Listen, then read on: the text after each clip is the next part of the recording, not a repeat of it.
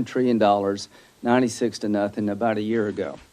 So as we knew more about COVID, the more we appropriated, and we did it together at every turn. If you told me that you could spend $355 billion by voice vote, I wouldn't have believed it. That's what we did in April of 2020. September of last year, $8 billion, 84 to 10, and December 21st, we approved working together $1.4 trillion. So what we've been able to do, working with Democrats and Republicans, is to appropriate $4 trillion in a bipartisan manner. Here's the question for the American people. What the hell happened? We had the House, they had the House, we had the Senate and the White House. Now they've got it all. So if they've chosen a partisan path, and the reason we're not doing it together now is they don't want to do it together. They've got a wish list that's unrelated to COVID that none of us are going to buy into, and I'll talk to you about that in a minute. But they see this as an opportunity to appropriate money for their liberal wish list using COVID as the reason. And that's why we're here. Now, why have we been waiting 4 hours and something for the next vote? There is some bipartisanship, we believe, to change the bill. But apparently that's an unpardonable sin on the other side. We believe we have some Democrats who read the bill yesterday and found some things they didn't like, sat down with some Republicans to find a better way, and the result is we've done nothing for 4 hours and 20 minutes to break somebody's political arm. To President Biden, is this the new way of doing business? There's nothing new about this.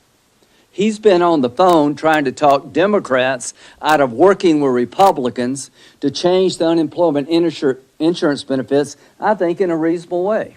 What is this all about? The unemployment benefit plan they have in their partisan bill results in 68% of the people on unemployment making more unemployed than they did at work. And we think that's not right, and some Democrats, we believe, agree with us. We could save $128 billion if we went from $400 a month to $300 a month for unemployment benefits and phase it out a bit earlier as the economy is beginning to reopen. All of us can tell you that employers are having a hard time opening up their businesses because of finding labor. So there seems to be a bipartisan breakthrough on changing the unemployment benefit package that would save money and allow us to reopen the country quicker. That breakout of bipartisanship has resulted into the Senate coming to a halt because they want it their way or no way. We've been told that the Speaker of the House objects to this. So my main message here is that not only have we worked together and we've stopped for a wrong reason, we're spending $1.9 trillion and we haven't spent the money we appropriated in the past. So administrative actions, there's $200 billion left unspent. The legislative actions that resulted in Republicans and Democrats finding common ground to the tune of over 90 votes each time, there's $1 trillion yet to be spent. The Federal Reserve has money available to business, $5.9 trillion, $2.8 trillion has been spent. So our message is pretty simple. We found a way to make unemployment benefits more affordable and allow the business community to get back in business sooner. And Chuck Schumer has brought the whole thing to a stop. And I don't know what Joe Manchin has gone through for the last 4 hours and 20 minutes. But I want you to know that President Biden's inaugural speech rings hollow.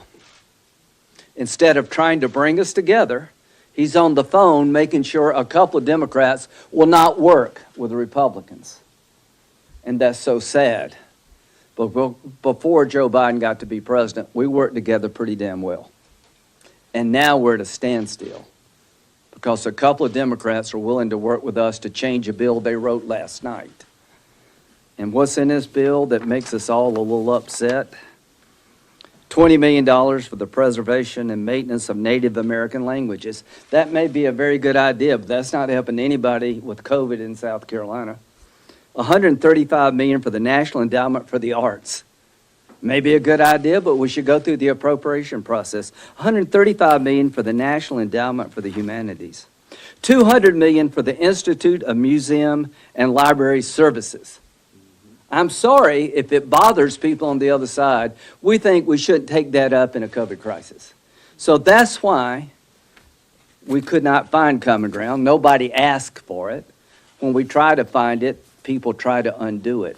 So that, I'll turn it over to Senator Thune, who's been managing this bill. But to President Biden, your inaugural speech rings hollow, my friend. You could pick up the phone and end this right now by leading us to a compromise on unemployment insurance that makes sense for the American people and the American economy. I wish you would do it. Instead of trying to break apart bipartisanship, try to bring us together. That's my challenge. Thank you, Lindsey. I think Lindsey's covered it well. And I guess I would just say that he is managing as our ranking Republican on the Senate Budget